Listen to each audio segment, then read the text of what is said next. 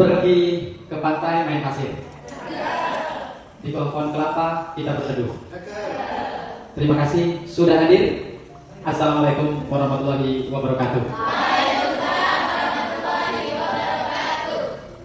Apa kabar hari ini? Perasaannya? Apapun kondisinya, upayakan untuk bahagia, karena bahagia mengawali hutan lunas. Senang sekali pada siang hari ini kita bertemu kembali di momen yang baik, pelatihan 2 bulan sekali bertemu dengan saya Marifani. Semoga tidak bosan. Jangan bosan ya. Oke, sebelum kita mulai, saya mau tanya ya. 1 bulan yang lalu di Indonesia terjadi peristiwa yang luar biasa. Ada rumah yang dibakar. Rumahnya siapa? Bukan dibakar ya, dijarah. Rumahnya siapa? Eko Patrio. Siapa lagi? Uya Sahroni. Oke. Kira-kira rumahnya dijarah itu pemicunya apa? Perkataan. Oke? Joget-joget di media sosial.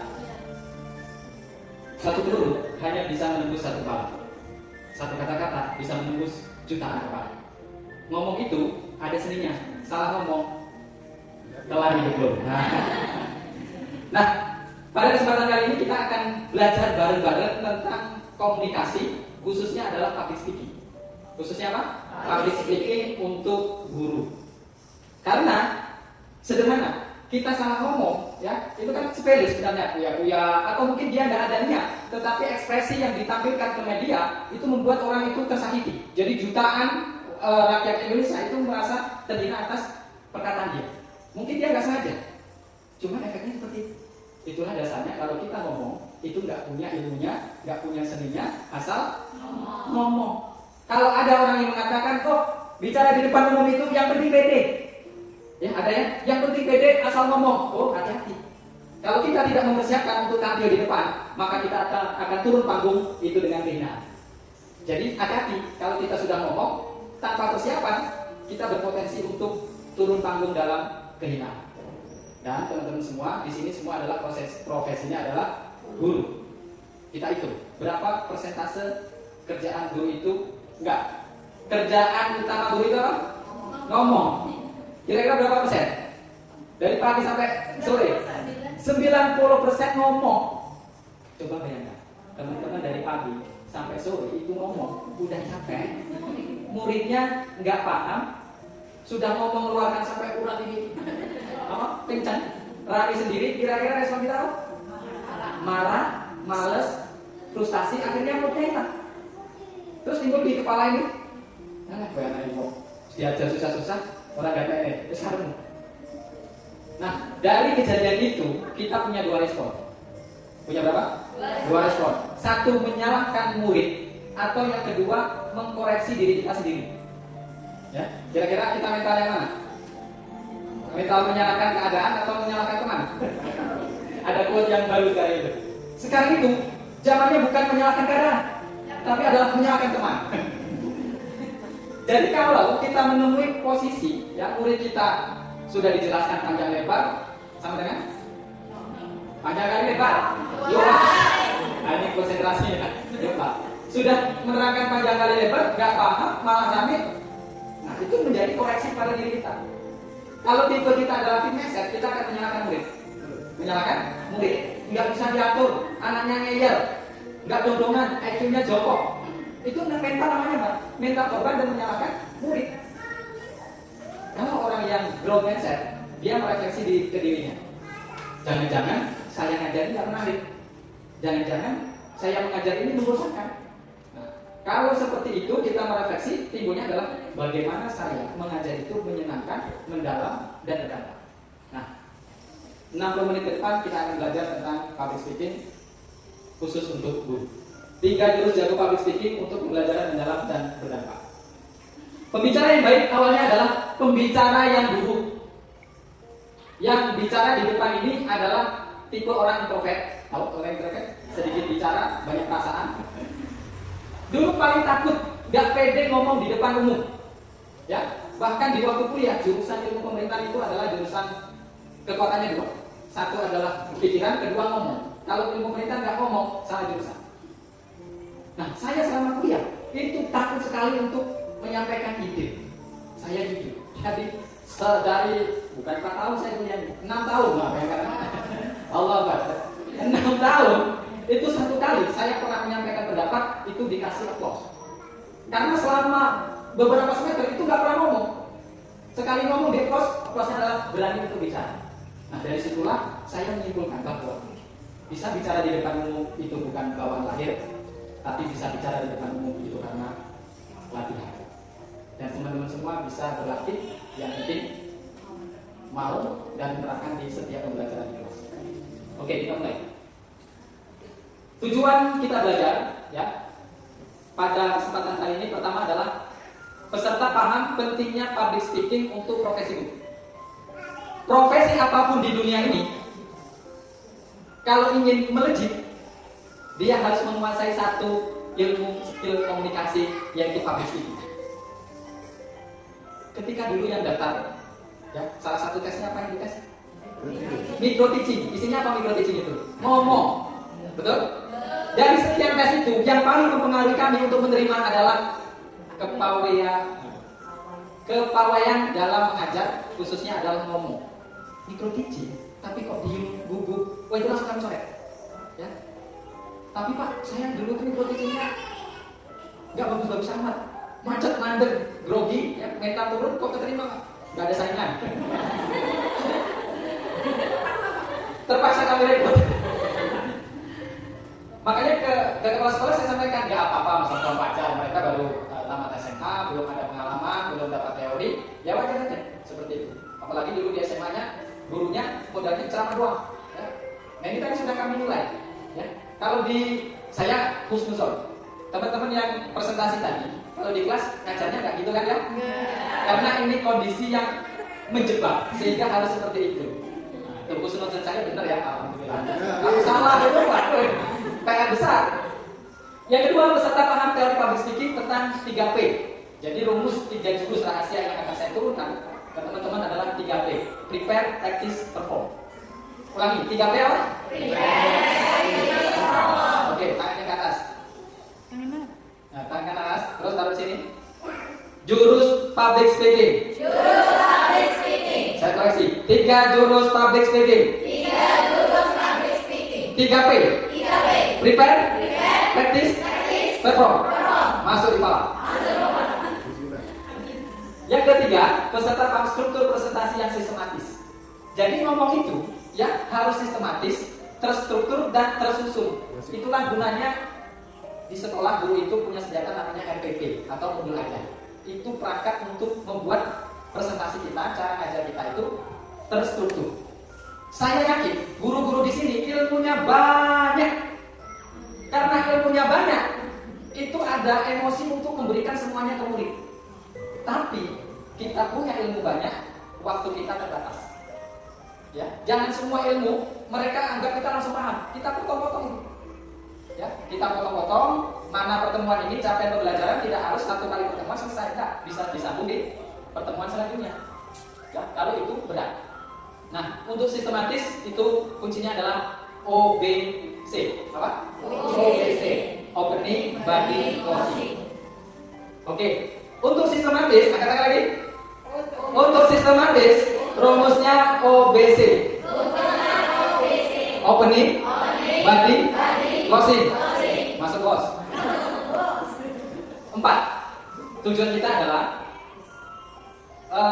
setelah pertemuan 60 menit ke depan, kalau molor dikit tidak apa-apa ya, tidak langsung jago public speaking. Itu hal yang mustahil. Jadi nanti saya batasi kemungkinan pertemuan ini tahu dasar-dasarnya. Masalah nanti jagonya itu memang latihan.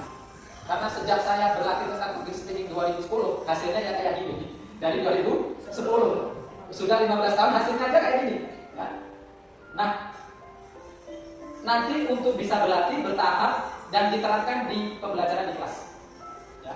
Yang kedua, pernah nggak pelatih sepak bola yang latih itu, yang marah-marahkan itu? Mainnya lebih pinter yang melatih apa yang dilatih? Pelatih itu bahasa Inggrisnya coach. Nah, teman-teman akan menjadi coach public speaking untuk murid-murid SD. Kenapa itu? Meskipun nggak jago, ya, belibet ada apa ya, anu, ya. Tapi tahu teorinya bisa minimal mengkoreksi siswa. Nanti yang tampil, oh ini salahnya di sini. Meskipun kita coba, itu ya nggak jauh lebih baik. Itu gunanya coach, ya, pelatih. Kayak sepak bola. Ada berapa tujuannya? Banyak nggak? Banyak. Seharusnya ini pelajarannya 1 hari 1 malam di hotel Playboy. Oke, siap belajar? Siap. Nanti akan ada game, ya. Ada yang maju dadakan. Kalau sudah ada materi, ada yang maju dadakan berapa menit, kita praktek tipis-tipis, ya. Oke, kita mulai. Pertanyaan pertama.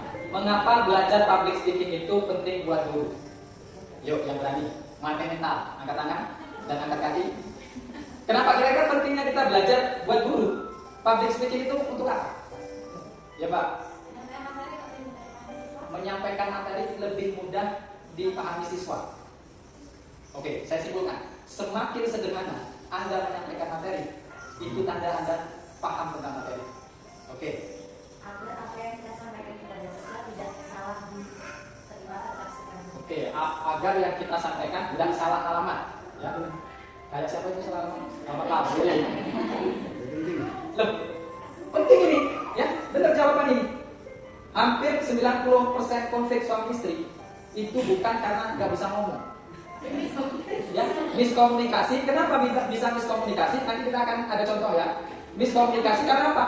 Menafsirkan kata-kata suami itu dengan tafsiran sendiri. Bener ya?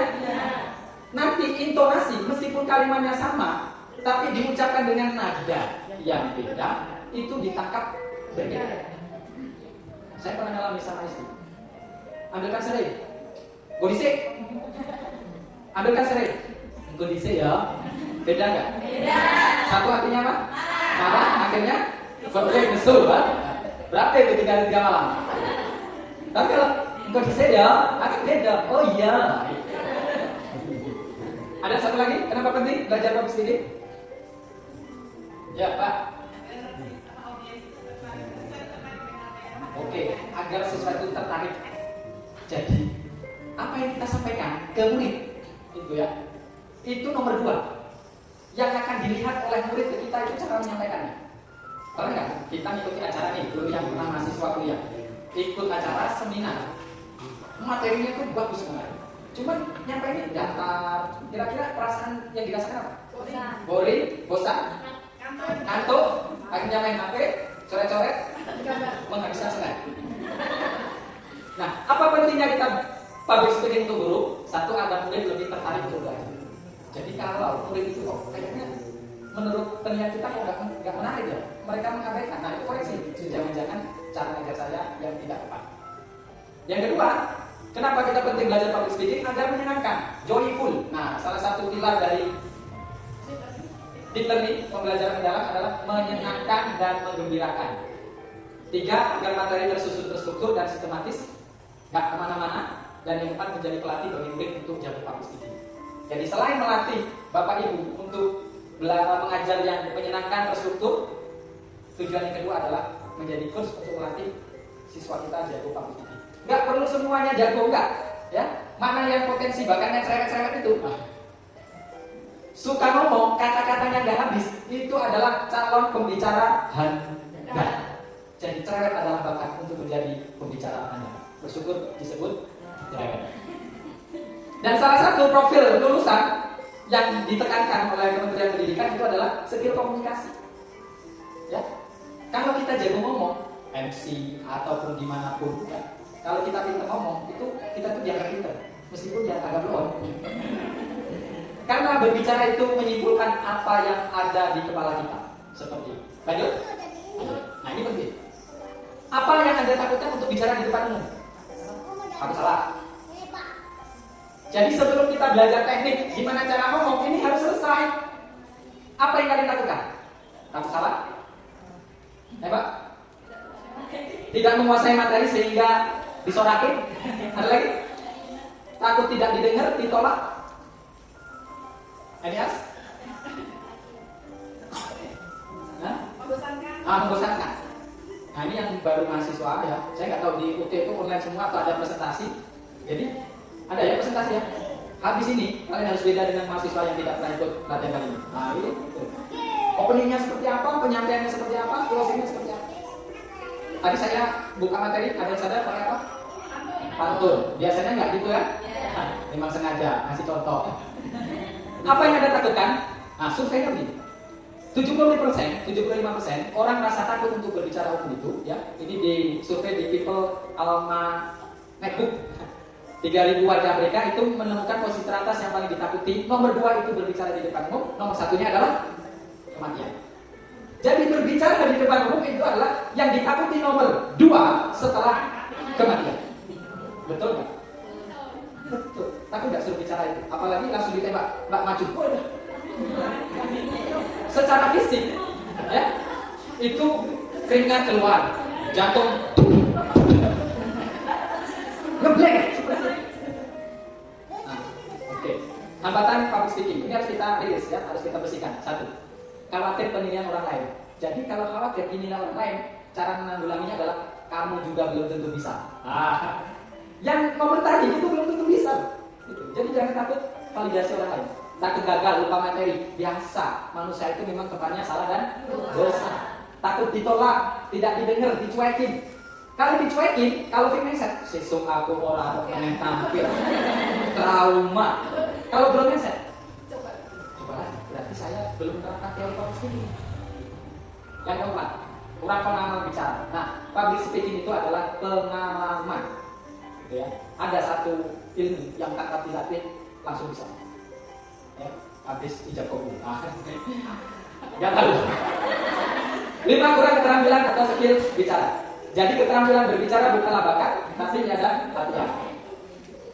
Oke, kali ini kita belajar public speaking full teknik, bukan motivasi. Nah, motivasi untuk lewat. Ya. Kita mau praktek, jadi ini nanti di tengah-tengah ada praktek ya. Praktek apa tadi?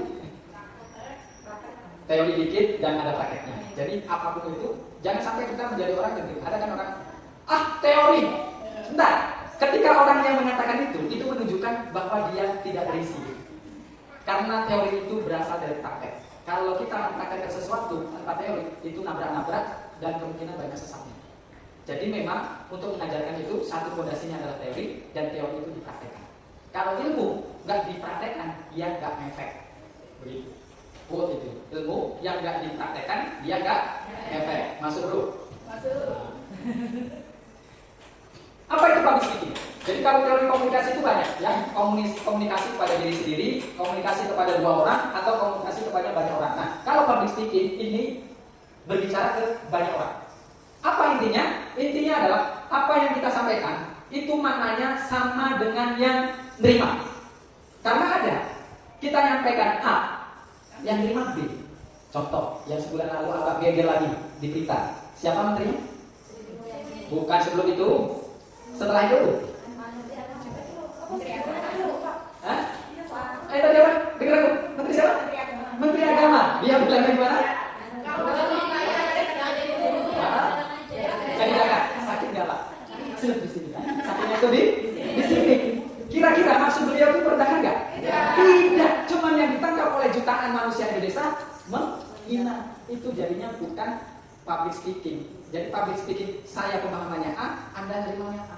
Dan menteri ini banyak yang error di dunia komunikasi dengan di depan media. Sahroni, gara-gara apa? Tolol semua. Ada cuman tolol semua. Keluar rumahnya kan? Kata-kata tolol. Dia lebih indah masuk tolol itu. Kalau saya katakan tolol itu berarti orangnya pintar semua. Coba kalau seperti itu nanti pulang rumah sama ibunya dibikinin masakan. Ya Allah, masakan ibu saya ini enak. Memang ibu ini orang tolol sebenarnya. Kira-kira apa? Dilempar sama piring kan? Tuh. Jadi inti dari message dari public speaking harus satu makna. Contoh, ini kan? Ini contoh ya. Prakalimat dan tidak gitu ya. Kalau kita sampaikan di sini, itu kan sarung. Coba kalau di Jawa Timur, itu keakraban. Benar ya? Kayak gitu. Satu kata dimaknai berbeda di tempat yang lain. Nah, public speaking adalah apa maksud saya A diterima A. Bungkus? Lanjut? Lanjut. Gak ada minum mereka. Kasih minum. Sudah. Selanjutnya 3 bekal untuk menjadi public speaker. Jadi ada 3 bekal agar kita itu jago public speaking. Seorang ahli dulunya adalah seorang pemula. Sejago-jagonya orang itu bicara di depan umum, dulunya adalah dia pemula. Jadi kalau Anda hari ini belum ahli, sekarang adalah pemula, kita mau belajar apa 3 bekalnya. Kira-kira apa bekalnya? 1 nasi, 2 lauk, 3 buah, 4 susu. Nah ini 3 bekal pembicara. Pertama mental pembicara, kedua konten, ketiga delivery cara menyampaikan. Jadi cuma itu aja. Mau belajar ke professional trainer tentang public speaker, ya inti bicara ini cuma ini. Mental, konten, delivery. MCD apa? MCD. M-nya apa? Mental, konten, delivery. Yang ditakutkan seorang pembicara itu bukan saat dia bicara. Yang ditakutkan seorang pembicara adalah sebelum bicara. Betul ya? Sepakat? Jadi ketakutan itu yang harus kita atasi. Nah, nanti gimana caranya? Kalau nanti ada yang tanya, baru saya jawab. Mengubah gugup menjadi pede. Konten itu menguasai materi. Guru lebih cerdas mana? Guru sama AI. Jadi saya lihat ada teman-teman PKL di sekolah gitu ya. Jadi kalau ditanya itu nggak bisa jawab, langsung buka WA, tanya, oh ini Pak jawabannya. Nggak ada itu, nggak bisa jawab. Jadi memang zamannya sekarang itu AI itu lebih cerdas, lebih akurat, lebih cepat daripada pengetahuan seorang guru. Kelebihan kedua dari mana? Di memandu, mendidik, melatih, dan membimbing. Begitu. Konten yang ketiga adalah delivery, itu adalah bagaimana membawakan materi dengan menarik. Ada quote, tidak ada atlet yang terlatih, yang ada adalah atlet yang berlatih. Nggak ada pembicara yang terlatih sebelum dia berlatih setiap hari. Sukses itu menunggu waktu, proses itu butuh waktu.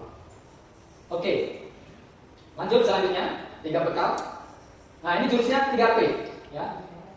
3 apa? 3P. 1 prepare, practice, perform. Jadi ada 3. Udah ingat-ingat, ini nanti ujiannya masuk. Ya.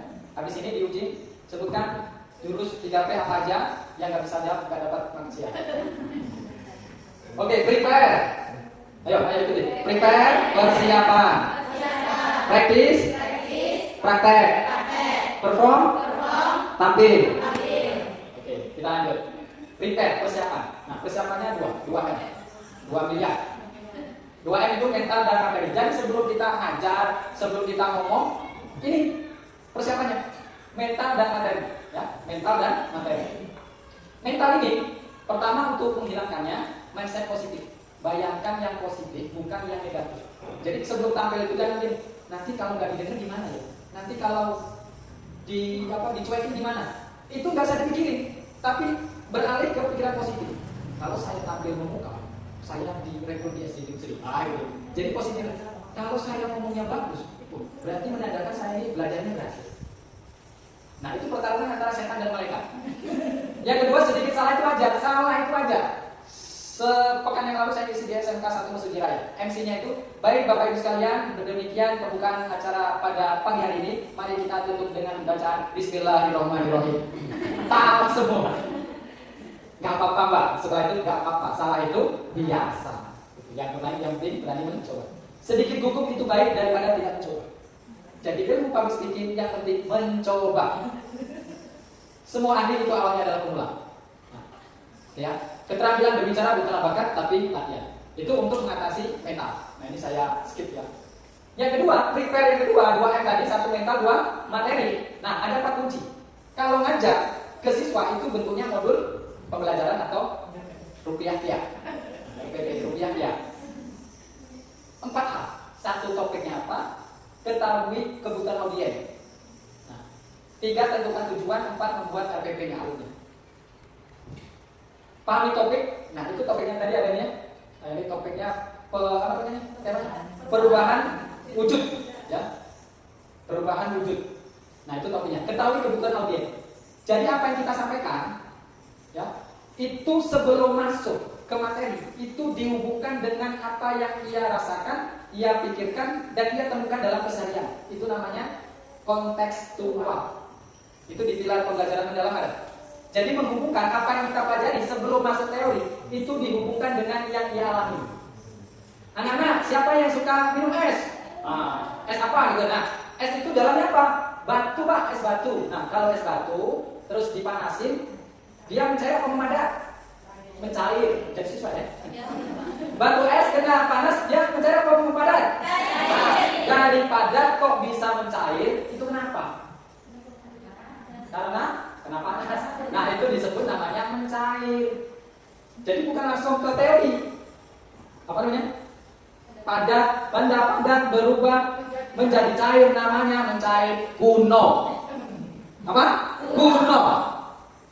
Jadi memasukkan, ketahui dan audiens itu memasukkan yang di alam. Itu contoh. Yang kedua, tentukan tujuan. Nah, tujuannya itu jangan banyak-banyak. Biasanya ya, siswa tahu ya.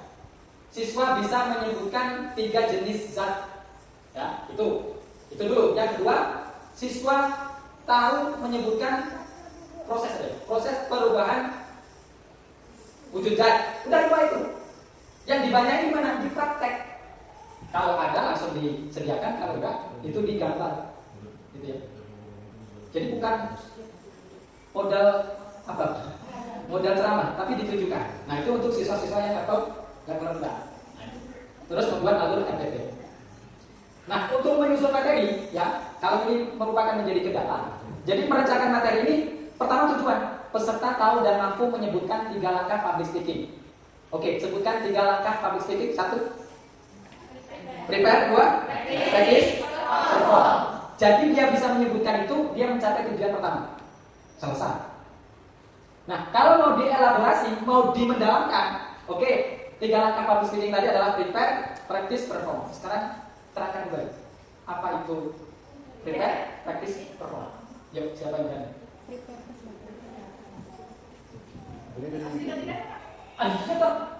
Dalam ilmu mengajar, ya. Makanya ilmu kita banyak, tapi waktu kita terbatas. Ada namanya metode mengajar itu. Nanti dihapus Pak ya. Metode mengajar itu ada namanya upload. Kawannya apa? Download. Nah. Upload itu kita ngasih materi ngomong, ngajar itu namanya ngupload. Ya? Nah, setelah kita upload, pasti kan orang mau download. Nah, download kita apa? Mengungkapkan kembali apa yang diterima. Nah, ini saya sedang ngupload, saya mau download. Nah. Tahu komputer? Laptop. Kalau dia diupload terus, kira-kira laptopnya gimana? Penuh. Akibatnya? Nge-hang, error. Gitu juga. Siswa itu kalau di-upload, nggak di-download, nge-hang, error. Coba ulangi. Apa Bu? Yang mana Bu? Astagfirullahaladzim. Nah, Umi capek-capek ngajar dari pagi sampai sore. Demora. Itu karena kebanyakan tidak di-download. Jadi untuk mengevaluasi mereka itu paham atau tidak, di-download. Oke, sebutkan tadi, jelaskan 3P. Apa maksudnya? Angkat tangan, B. Oh gitu. Oke, kira-kira. Pinter ya. Oh bener kok, ya bener. Oke, itu namanya kritis. Yang lain manut. Itulah. Nah, setelah tahu menyebutkan, naik mendalam itu memahami. Kalau ciri orang paham itu mampu mendownload. Jadi mengungkapkan apa yang didengar, menjelaskan dengan kata-kata sendiri. Jadi nanti ya, tugas guru itu cuma upload dan download. Setelah ngajar, download, jangan upload terus. Nanti yang masuk ke materi kalian. Es kopi. Hashtag. Nah, itu ya. Kedua, peserta mampu praktek. Nah, pembelajaran yang mendalam, yang berdampak, itu dia merasakan, melakukan, doing. Kalian ngajari materi sholat, fikih, mondok, ya, rukun sholat, syarat-syarat sholat, tapi nggak praktek, ngambang. Saya tanya, pernah belajar fikih haji? Baca fikih haji? Hah? Pernah? Enggak. Teorinya bulat gak haji itu? Bulat kok. Dari Sofa Marwah nanti ke Arafah Musdalifah. Apa ini? Itu secara teori bulat gak? Tapi kalau secara ibadah, itu unik. Tidak serumit teorinya. Nah, praktek itu memudahkan teori. Sebab teori dibangun atas dasar praktek. Jadi kalau dalam mengajar itu ada space untuk melakukan praktek. Jadi nggak usah banyak-banyak, percaya deh omongan saya. Dari sekian yang kalian ajarkan itu, nanti kehidupan itu yang dipakai cuma 10%. Nggak yang dipakai di sekolah ini. Itu adalah bukan materi apa yang diajarkan, tapi skill berpikir kritis, problem solving, skill komunikasi. Karena yang kita hidupi, yang kita hadapi ketika berkeluarga itu nggak ditanya setelah menikah sebutkan proses fotosintesis. No, yang ditanya adalah ada konflik, gimana bisa menjelaskan dan menyelesaikan. Betul ya? Itu intinya. Jadi yang dibangun di 8 profil lulusan itu nggak ada kan mengetahui proses fotosintesis. Oke, itu penting. Tapi intinya inti tadi itu mengajari komunikasi, menjelaskan, mendeskripsikan. Sepakat masuk? Oke, wis ngarolas. Gimana sampai jam apa? Gas. Nah ini, 2 metode dasar dalam mengajar, upload dan download. Jadi selepas materi ini untuk merefleksi murid kita paham, itu suruh menjelaskan kembali, ya. Itu menandakan buah. Menandakan apa? Mereka paham materi atau tidak. Yang kedua, melatih public speaking. Saya belajar metode namanya pendidikannya Carlot Mansion. Nanti bisa dicari ya, Carlot Mansion. Kalau salah nyebut, mohon maaf biasa. Carlot Mansion ternyata ada namanya. Setelah saya ikut pelatihan itu bayar 600.000, ya 600.000, bayangkan 600.000. Setelah dijelaskan 10 menit, itu apa coba? Silahkan narasikan kembali yang Anda pahami. Astagfirullahaladzim, bayar 600 saya buka 2 tahun. Dan ternyata saya rasakan dengan bahasa sendiri ya, ternyata itu paling cepat untuk memahami materi. Betul ya? Jadi dengan bahasa sendiri apa yang kita sudah diupload, kita download. Kalau tidak di-download, ngehem. Nah, untuk menyampaikan materi itu ada metode. Saya kasih tahu, nanti dicari di YouTube, namanya PREP. Apa? PREP. P-R-E-P. Nah, coba aku sebutkan P-R-E-P ya.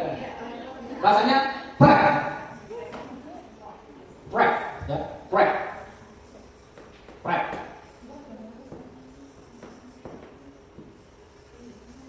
Jadi kalau mau menjelaskan, nggak usah ngalor itu, ya. PREP itu P-nya point, R-nya reason, E-nya example, P-nya question. Ya. Dan kalau mau menyampaikan sesuatu ketika public speaking mendadak, itu jangan lebih, ada namanya the power of 3. Jadi kalau kita menyampaikan, itu batasi 3 saja. Karena kalau sudah lewat 3, maksimal 5, orang akan lupa. 5 cara murid menghormati guru. Habis tutup, lupa itu. Jadi kalau cara itu batasi 3 saja. Coba, saya tadi kesini ada 3 nggak di power of 3? 3P, 2 apa lagi? 2M, terus ada PREP 4. Ya, ini 4 PREP. Nah, pertama poin itu jelaskan. Pada kesempatan kali ini, Umi akan menjelaskan tentang proses fotosintesis. Itu poin. Kalian tahu nggak? Kenapa daun itu bisa berwarna hijau? Kalian tahu? Katakan takbir. Wah. Ya kalau dari sananya gitu Pak. Oke, jawaban kalian tidak ada yang salah, cuma tidak tepat. Ya, proses fotosintesis itu berbeda alasannya, ya. Reasonnya, example-nya. Nah, inilah contoh daunnya. Loh, ini ada yang hijau, ada yang merah. Ditanya kenapa merah, katanya hijau. Nah, jawab sendiri kamu. Intinya ya, proses fotosintesis itu bla bla bla. Paham? Jadi ditunjukkan bendanya, dijelaskan. Itu Pak. Nanti silakan dicek di YouTube-nya, ya. Nanti ininya saya kasih kalau malas. Nah, dan untuk poin ini paling mudah saya menggunakan mind map. Nah, siapa yang istiqomah pakai mind map? Jadi kalau rumit-rumit membuat modul ajar, bikin 1 lembar mind map poinnya apa, cabangnya. Baik teman-teman, untuk public speaking kita bagus, rumusnya cuma 3 saja, yaitu 3V. Apa 3V itu? Yang pertama adalah verbal, kedua voice, ketiga visual. Jadi praktis untuk public speaking cuma 3. Apa saja? Verbal, voice, visual. Di verbal itu kita harus artikulasi 2 pilihan kata. Di voice nada dan jeda, visual adalah posisi tangan bla bla bla. Jadi cuma ini aja. Jadi RPP ini hanya selembar berisi tentang mind map. Gak usah nganar-nganar, sok pinter.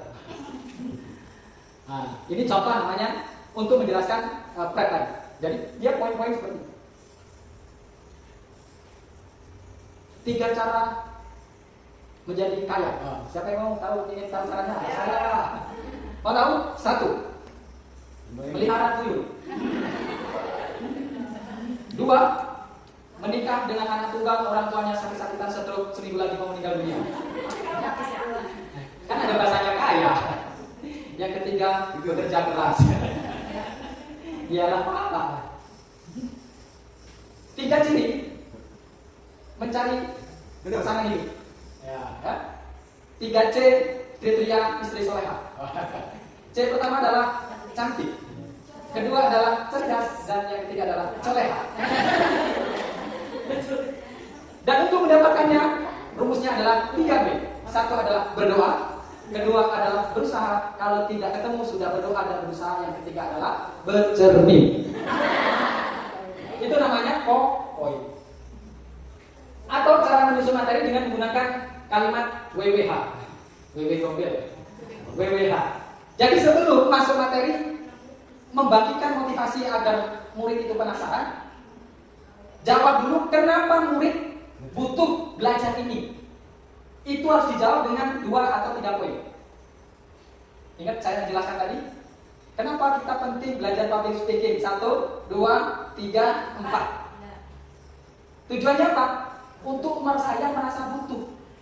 Karena belajar public speaking tidak berefek langsung kepada pendapatan. Ya? Tidak berefek langsung. Nah, maka harus dijawab why. Pak, atau kalau dulu saya bahasa lainnya ini ambak. Apa? Ambak. Apa manfaat bagiku? Jadi sebelum masuk teori, siswa harus mendapatkan ini, kenapa saya harus belajar ini. Itu membangkitkan motivasi. Sebab belajar tanpa membangun motivasi, ketertarikannya rendah. Kalau rendah, males, muak, ngantuk, ikut. Saya tanya, dulu IPS belajar debit kredit, manfaatnya apa? Dijelasin nggak? Enggak kan? Kalian cuma diaput aja ya. Saya tanya lagi, belajar matematika, suku UN sekiannya benar? Benar nggak? Ada nggak? Deret ukur, deret hitung. Saya tanya, dijelasin nggak buat apa? Enggak. Akhirnya tidak tertarik sama matematika. Karena tidak terjawab urgensi saya membahas itu apa. Karena fitrahnya manusia, defaultnya dia akan mempelajari sesuatu yang dia butuhkan. Dan yang dibutuhkan itu ada 2 alasan. Untuk menyelesaikan masalah dia atau untuk mencapai impian. Dan itu aja. Jadi kalau saya belajar sesuatu, 2 alasan itu. Untuk menyelesaikan masalah saya atau untuk mencapai impian saya. Maka dia mau belajar. Orang yang lari-lari pagi itu, mudah-mudahan itu yang lulusan SMA lari panas-panas. Kalau kita berpikirnya gitu, ngapain panas lari-lari? Bener nggak? Ya. Karena itu bukan kebutuhan kita. Cuma kalau kita tanya dia, kenapa lari? Karena saya mau mendaftar TNI Polri. Jadi seorang melakukan sesuatu, basicnya adalah motivasi. Nah itu harus dibangun why menjawab. Yang kedua baru what, apa itu kan? Yang ketiga bagaimana caranya. Oke. Baru masuk yang kedua. Pertama tadi jurusnya apa? Kriteria ada apa? 2M, ada apa? Mental dan materi. Yang kedua adalah praktis praktek penyampaian. Suka delivery? Ya suka. Rumusnya ya 3V. 3 apa? V. V apa tadi? Verbal, voice, visual. Baik, demikian. Dari situ itu baru menyebutkan itu level low order thinking skill. Kita mau naikkan level menjadi medium dulu. Menurut Dr. Albert Mehrabian, elemen komunikasi dibangun 3 hal kekuatannya. Jadi kekuatannya berapa? 3 hal. 1 adalah word, 2 voice, 3 body language. Nah, kekuatan berbicara itu 55% itu adalah body language, bahasa tubuh. Ya, saya menyampaikan tadi, tangan saya mana aja? 3 hal. Itu ya. muter-muter ya. Ke sana gitu. Ini body language dibandingkan teman-teman tadi ngajak fotosintesis, bosan nggak? Bosan. Begitu. Nanti ngomong sama suami, Mas, boleh masuk. Minta uang tangganya dong. Itu body language itu 55%, voice itu 35%, kata-kata itu hanya 7%. 7, 35, 55. Hafalkan kuantifikasinya. Kekuatan dari praktis kita menyampaikan. Nah, verbal, kata-kata. Kata-kata, diksi itu harus jelas. Pak Kepala Sekolah, kalau bicara itu diksinya jangan diseret. Katanya, itu harus apa ya? Jangan terlalu cepat. Ya. Bapak Ibu semua, bukan Bapak Ibu semua pada dasarnya ini. Nah, bukan itu. Jangan diseret kayak sarung. Artikulasi jelas. Pilihan kata. Nanti ada beberapa kata yang dihindari ketika ngajar. Jangan berulang-ulang. Saudara-saudara, terima kasih saudara-saudara telah datang pada pertemuan kali ini. Karena saudara-saudara sudah datang, maka saudara-saudara saya anggap sebagai saudara-saudara saya. Kalau saudara-saudara saya menganggap saya adalah saudara-saudara, mari kita bersaudara. Filler. Jangan banyak-banyak bau. Ya. Ini kalau banyak-banyak bau. Nah, teknik verbal ini menyampaikan materi, ya, verbal diksi. Hati-hati sama diksi, meskipun ini pengecualian dari pengaruh 7% tadi. Diksi itu penting. Kalau di dalam Al-Quran satu kata, ya, artinya sama tapi menggunakan kosakata yang berbeda, itu maknanya berbeda. Ya, wasbir, ada lagi waskobir, itu beda lagi. Nggak saya bahas, agak kelas tafsir. Kata-kata berpengaruh kepada pikiran dan perasaan. Setuju nggak? Kata-kata berpengaruh pikiran dan perasaan. Coba rasakan kata-kata ini. Kata-katanya adalah salah. Yang kedua, sedikit lagi benar. Enak mana? Kalau salah menjustis, anak tidak pede, kepercayaannya turun, malu. Tapi kalau sedikit benar, penasaran apa yang benar? Begitu. Pikiran perasaan mempengaruhi tindakan dan keputusan, dan tindakan keputusan mempengaruhi kehidupan. Kata-kata apa yang keluar dari Anda mempengaruhi kehidupan Anda. Maka Rasulullah itu bersabda, "Man kana yu'minu billahi wal yawmil akhir, falyakun khairan aw liyasmut." Kenapa hadis itu menurut beberapa ustaz berkata baik itu disandingkan dengan beriman kepada Allah dan hari akhir? Bayangkan, berkata baik bandingannya dengan hari akhir. Berarti berkata baik itu sesuatu yang penting. Karena mulutmu adalah harimau. Wow. Nah, 3 kata yang sebaiknya dihindari saat mengajar. Ya. Kamu ini harus belajar di rumah, nak. Kalimat harus itu memaksa dan membuat emosi seorang terdesak. Maka ketika berbicara harus itu diubah menjadi kamu perlu belajar kalau kamu ingin menjadi orang sukses. Beda lagi, kamu harus belajar kalau kamu menjadi sukses. Harus itu tertekan. Kalau perlu itu kesadaran dalam diri. Ya. Sulit susah, ya. Itu susahnya haram. Ya. Umi akan memberikan soal yang menantang untuk kalian. Bukan, Umi hari ini akan membuat soal mudah, setengah mudah, susah. Wah, udah. Ayo. Yang ketiga adalah kalau ada murid yang jawab salah itu nak, no, haram, ya, haram, benar. Apa jawabannya tadi? Iya, hampir, sedikit lagi. Iya, kurang tepat. Ayo sedikit lagi. Contoh, siapa nama ayah Nabi Muhammad? Jamal. Hampir. Jamaluddin. Jamaluddin. Kita yang artis yang suka itu sama. Saya Jamal. Nah ini ya, haram kata harus susah salah.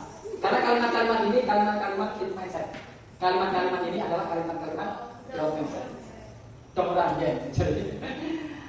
Yang ketiga adalah voice, suara tinggi. Kita adalah bangsa Indonesia. Oh itu tinggi, suka. Proklamasi. Sedang. Rendah. Saya mau kasih rahasia.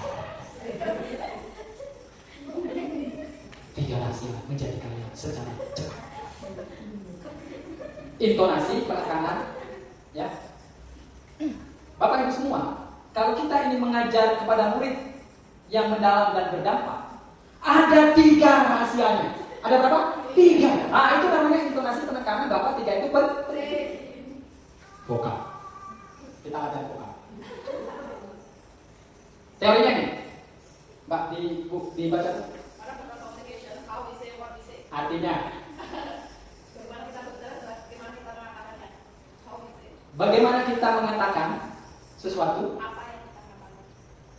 itulah yang ditangkap. Contoh, maksud teori ini apa ini? Bumi itu bulat. Bumi itu besar sekali. Mana yang ditangkap? Tangan atau ngomong saja? Tangan. Maksudnya gitu. Nah, lautan itu tinggi. Lautan itu luas. Gak cocok kan? Nah, coba dibaca. Maksudnya gimana ini?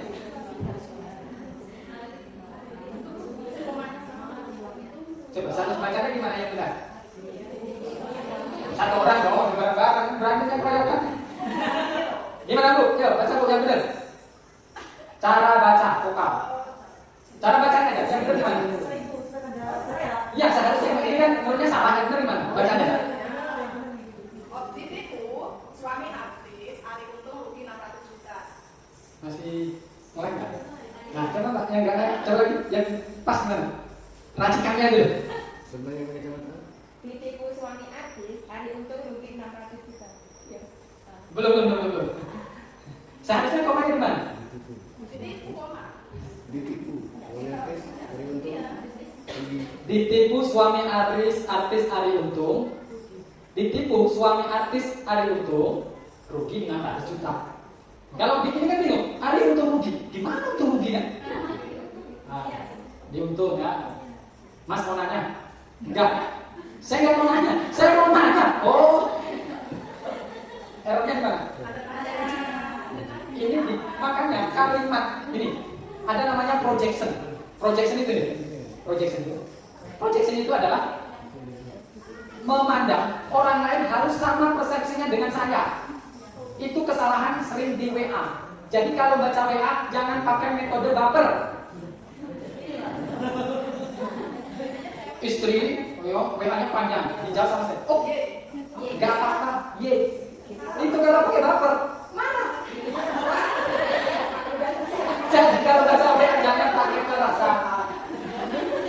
Nah, karena kalau yang saya panjang, jawabannya pendek. Waktu saya itu nggak ada untuk jawab panjang-panjang.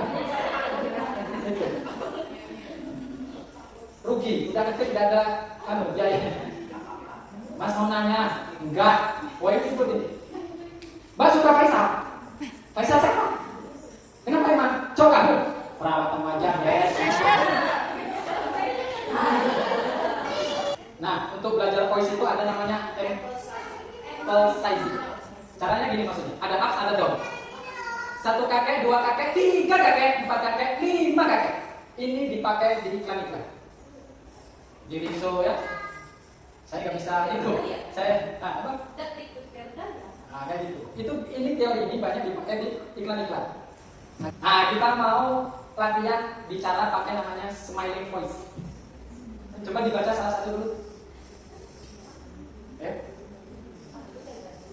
Pak, Pak. Pak Dudung dari Bandung, ditunggu Pak Dudi dari tadi. Oke, ini caranya nanti ada 3. Ada smiling voice, ada satu lagi greeting. 1 baca dengan tanpa ekspresi apapun. Pak Dudung dari Bandung ditunggu Pak Didi dari tadi. Itu tanpa senyum. Yang kedua pakai smiling voice.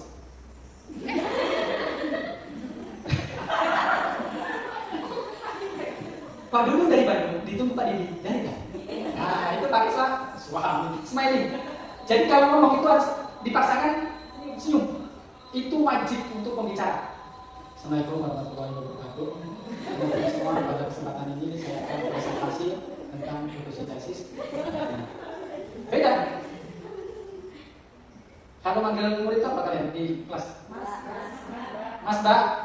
Oke lah. Teman-teman semua, pada kesempatan kali ini kita akan belajar bersama tentang fotosintesis. Nah, itu pakai senyum.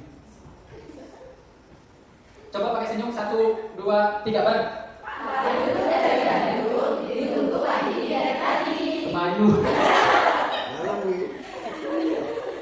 Oke, ini sebenarnya seperti itu ya. Nah, ini ada siswi berhasil menimbul suara nosa band api. Nah, saya skip, nanti saya. Jadi ambil persis ya. Di nosa ini pesawat di stasiun, di terminal. Nah, itu modal ngomong, gajinya banyak. Nah, kalau diklik, ya, kita pakai tanpa senyum. Kamu sih udah dibilangin gak percaya, kejadian kan? Tanpa senyum. Sekarang pakai senyum. Kamu sih udah dibilangin gak percaya, kejadian kan? Yang ketiga pakai giggling namanya. Giggling itu agak bercanda. Kamu sih udah dibilangin gak percaya, kejadian kan? Intonasi, voice membedakan makna yang itu. Kamu itu pintar, mana baik? Apa yang ditangkap? Nina kan? Mantap ya. Kamu itu anak baik, pintar. Nah itu ya. Nah, jadi voice itu gitu. Nah, ini coba dibaca pakai giggling. Giggling itu ada kayak bercanda. Kamu sih udah dibilang nggak percaya. Kejadian kan? Nah itu. 1, 2, 3. Nah gitu ya. Jadi nada itu berpengaruh sama makna yang diterima. Itulah namanya public speaking, menyamakan makna persepsi. Dan yang terakhir, praktis. Ya Allah. Oke, nambah 15 menit. Bandi lebih bahasa tubuh. Ya, bahasa tubuh, posisi berdiri. Kalau laki-laki dia lebarnya sama dengan bahu. Ya. Tapi kadang kalau sudah jalan ini udah gitu ya. Kalau nggak ada pakai ini, dia cuma seperti ini, jangan begini. Atau gini. Bapak Ibu semua, saya mau presentasi tentang parenting. Wah, ini namanya apa? Nah, posisinya begini. Namanya open palm. Assalamualaikum warahmatullahi wabarakatuh. Senang sekali pada hari ini saya ketemu Bapak Ibu semua. Saya akan menyampaikan 3 hal penting untuk mendidik anak sukses. Nah, jadi seperti ini. Ya, posisinya seperti ini. Kalau kalian debat presiden kemarin, mereka posisinya tanpa mic di sini, posisinya di sini. Kalau nggak percaya, buka ulang dulu. Senyum 227 tadi ya, smiley voice. Nah, ngomongnya harus banyak senyum. Padahal saya ini tipe orangnya mahal senyum. Ini namanya kamuflase. Padahal menjengkelkan ya. Posisi tangan, kalau ya, nggak apa-apa. Tadi sudah saya 15 menit. Hah? Haji kalau betul dari tadi. Nggak apa-apa. Nggak usah dianggap. Diri jaga kawan. Oke. Posisi tangan itu harus bergerak, ya. Laut itu luas kan?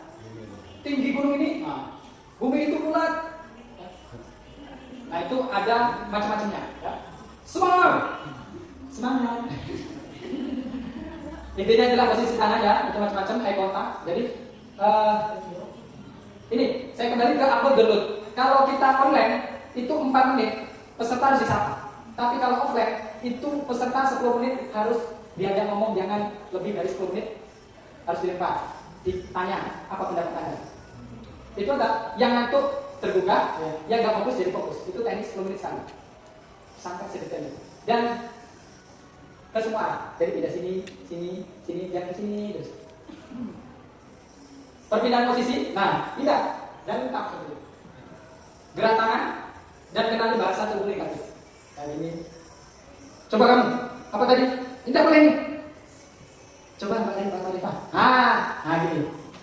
Tapi kalau sudah gini, jangan gini. Coba Mbak Rifah. Tidak boleh. Ya. Atau kayak gini. Nah, hilang ya.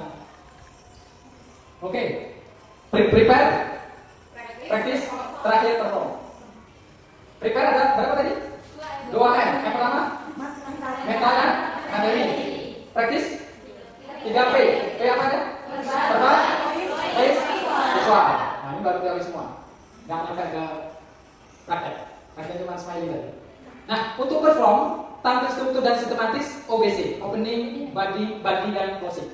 Opening itu, ya, opening teknik, ini tekniknya. Istri. Iya, Boleh. nggak usah. Opening teknik. Nah, jangan lakukan ini. Telepon aja via telepon yang apa botol. HP-nya lagi merekam ya, jangan ganggu. Awas. Start with whimpering. Apa whimpering itu? Lesu. Jadi kalau menyampaikan sesuatu itu jangan menampilkan masalah kita ke audiens. Contoh, Bapak Ibu semua, saya akan menyampaikan materi public speaking dan saya di sini bukan ahlinya. Lah, dia mau menyampaikan kok merendahkan diri kita kan? Meskipun kita itu salah jangan sampaikan. Atau lesu, saya ini kesini kesel banget sebenarnya. Ada yang tolak, ada yang izinnya mendadak. Itu kalau saya sampaikan di depan itu umumnya dulu. Nah itu jangan, itu masalah. Hidup itu biasa, bumbu-bumbu kehidupan. Filler words tadi ya. Atau kita mengawali opening itu seperti ini. Oke, hari ini Bapak Ibu akan mengajarkan tentang kuno. Apa? Kuno. Cara yang baru gimana? Ini pakai pantun atau quote atau question. Pantun sudah saya contohkan, quote sudah saya contohkan. Question. Nah, question. Anak-anak semua, siapa yang sudah berangkat haji? Ini karena bukan murid yang salah, pertanyaannya yang salah. Gak mungkin lah kecil-kecil udah naik haji, pertanyaannya adalah diganti. Anak-anak, siapa yang pengen naik haji angkat tangan? Nah, oke kan? Pasti dia semua angkat tangan. Karena udah yes, pasti jawaban yes. Siapa yang mau masuk neraka? Gak ada. Siapa yang masuk surga kan begini? Oh, semuanya kayak gitu. Nah, kalau mau masuk surga, caranya ada 3. Mau tahu? Mau tahu? Aku tahu banget. Nah, kayak gitu. Lagi the audience itu merelitkan apa yang kita sampaikan dengan kehidupan sehari-hari. Namanya kontekstualisasi. Contoh deh. Sebelum saya menyampaikan, teman-teman sebulan yang lalu ada peristiwa apa? Ya, rumahnya dibakar. Kenapa? Salah kata. Nah, itulah pentingnya kita belajar public speaking atau teknik komunikasi. Itu namanya revealing. Jadi mengaitkan, menunggangi peristiwa yang hot, yang update, sehingga materi itu relate. You message, sampaikan tujuannya. Nah, dalam waktu 60 menit ke depan, saya akan menyampaikan tentang teknik motivasi, bukan teknik public speaking, bukan motivasi public speaking. Oke, begin to play. Baik teman-teman, kita sudah di ujung pelatihan kita kali ini. Kalau kita mau jago public speaking, agar pembelajaran kita mendalam dan berdampak, ingat 3 hal. Pertama adalah prepare, 2 praktis, dan 3 perform. Harapan saya teman-teman bisa melatih teknik ini di dalam kelas ataupun di luar kelas, dan teman-teman nantinya bisa menjadi public speaker yang handal. Tidak ada atlet yang terlatih, semua atlet adalah karena berlatih. Saya Mari Fali, wassalamualaikum warahmatullahi wabarakatuh. Terima kasih.